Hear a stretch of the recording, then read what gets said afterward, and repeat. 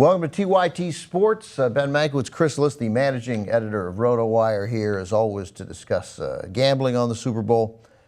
And there's a lot of good stuff. They always seem to add more, a lot of intriguing bets. Let's start with the game because, Chris, this is what's really interesting to me. I looked at 3 sites today, including the one I use, and it is Pick'em or Seattle +1 or Seattle +2. So you have the Patriots a 2-point favorite or pick, and that's not a little thing. That's a big deal, especially on the Super Bowl. On the Super Bowl, right? We're not talking about Tulsa and Central Oklahoma in the MEAC championship, right? You think they know what the market is for this particular one? I don't know why that is. Yeah, neither do I. And obviously, it depends what side you want and how much juice there is on each one. But if it's the same, that really is bizarre. Bovada, by the way, if you're looking to get the Seahawks, the Bovada is got the Seahawks +2, and that's where you want to go. Right. Someone really screwed up to start. This line opened up at Patriots +3, and that line got hammered until it became a pick'em. Yeah. Within a few hours, right? It was down to a pick'em, and now the Patriots are mild favorites, and somebody probably lost his job over that because you just don't make that kind of error on the Super Bowl. Misinterpreting the public and the market that big. To me, it was kind of obvious. It was like, look how the Patriots won, look how Seattle won.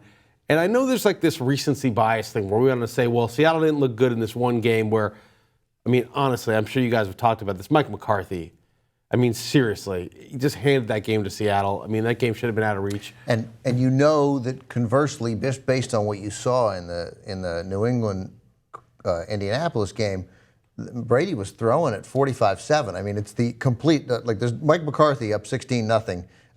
Bill Belichick up 16-0 against Seattle is not sitting on anything. Right, and he wouldn't have been 16-0 because he would have gone for it on fourth inside the half-yard. When Troy Aikman says a move is cowardly and he's shocked by it, when Troy Aikman is shocked by your cowardice, that's some next-level shit, okay? Because Troy Aikman is like he carries the banner for cowardice, okay? So this was incredible. Wow, I'm not sure I agree with that, but I love that this was just an incredible display of fear, Yes, that's right. The likes of which we haven't seen in a long time, except for the New York snowstorm.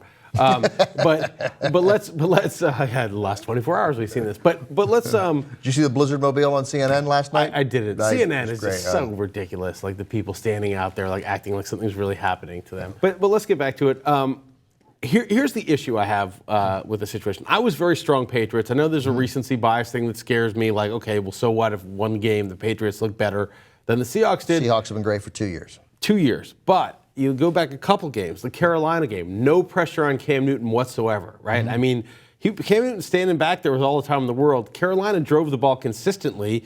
They just had the pick six, which everyone seems to do, who's poorly coached and a little reckless at quarterback in Seattle's building. Okay, fine. So Seattle covered, no big deal.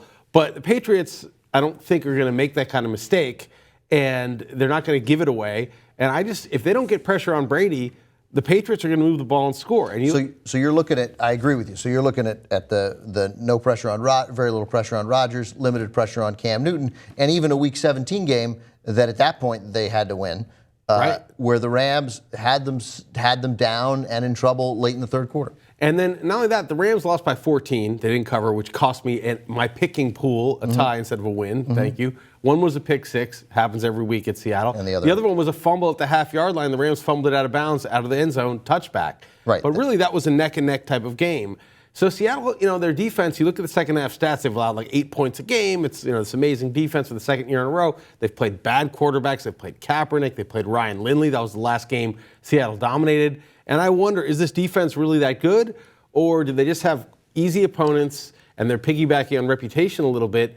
And now you've got Brady, a healthy Gronk.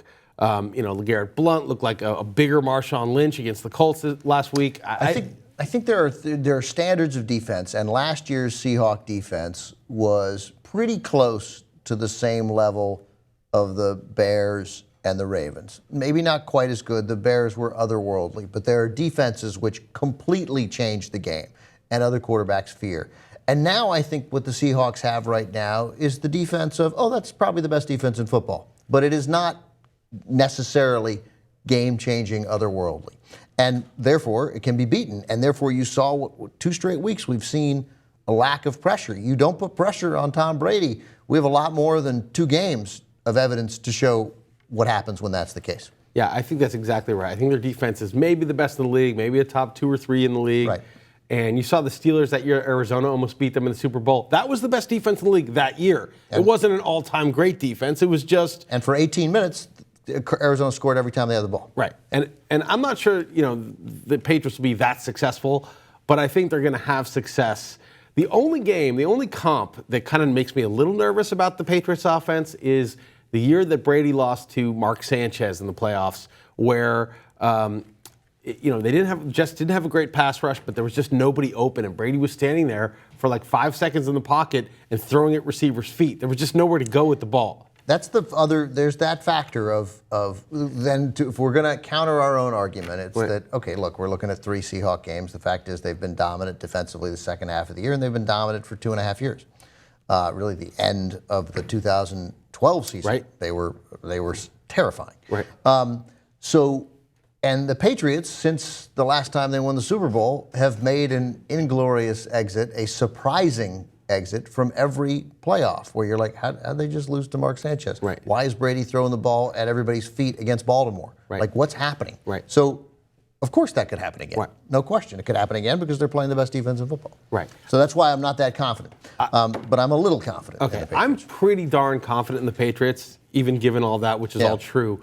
I felt that Ravens game, which they're lucky to get out of, okay, yes, no question, was the test for them. That team owns them. They beat them in their own building. They're not scared of them. They don't care about the mystique. They're very physical. They're nasty. They have veteran defensive players who know the deal, who faced Brady many times. They have a coach who's very good, gets them prepared. I thought that was the test they had to pass. It was a tough test. They almost lost. They were down 2 touchdowns twice. Twice, yeah. But they passed it, okay? And once they passed that, I'm like, they're winning the Super Bowl. Really, besides the counter argument we made, which is there in the background, the only thing that gives me any pause, and something I don't want to get into at serious length because I don't care, it's boring to me, is that Deflategate crap. It's not that I care whether they cheated or not. I don't want to get into that. It's that it is a distraction. It is hanging over them. There's a sense of, will they get a sense, like deep down, like we don't deserve this? Will they? Probably not, right? I don't buy that, yeah. Do the Goldman Sachs bankers say, we don't deserve these bonuses? No, they don't say that. So why would the Patriots be any different? But the point is, there's just some sense of distraction, and it just makes me less. I would make a big bet on the Patriots. I'm probably going to make a small bet on the Patriots instead. Yeah, I already messed that up. But I completely agree with you in the analysis of what the Deflategate means, because that's really, I don't care. I mean, I care whether it happened, and I care about the results of the investigation, but there's 10,000 greater injustices today that need to be discussed. Yeah. So Louis C.K. on Letterman last night was like, hey, look, they want to win really badly, and so they probably cheated. Like, big deal. Everybody does that, right? And that's amusing, and that's true. And I don't believe almost any distraction argument ever about signing players, about Michael Sam. It's all code for nonsense. Right. These are professional players. That said, at the Super Bowl, a story of this magnitude and this intent being taken as seriously as it is by serious media types. Right. I get that it's probably in their head. Both Belichick and Brady have had to have news conferences about it. They are going to get asked about it, whether Belichick likes it or not, every day this week during the Super Bowl. It can't be good for the Patriots. You can't make a reasonable argument that this will fuel them. Right? That they're fueled. They're professionals. Nobody gets more professional. Right. So I don't see how it thinks, now we're going to try. Right? I mean, that's it. But it might hurt them. It cannot help. It can only hurt. Most likely, they start playing. Doesn't matter. And that's what I'm hoping for. It's really, to me, the variables, it's very hard to quantify something like this. Impossible. It's very hard to say, this is worth 2 points, in my assessment of it. If this didn't exist, the way I come down is, neutral field, Patriots should be 3.5 to 4 point favorites, just based on what I've seen this year. The fact that they have a healthy Gronk, the fact they have Revis. This is a better Patriots team than we've seen since 2007 when the Giants beat them. And, that team was maybe the best team in the league in the last 20 years because they just lost one game.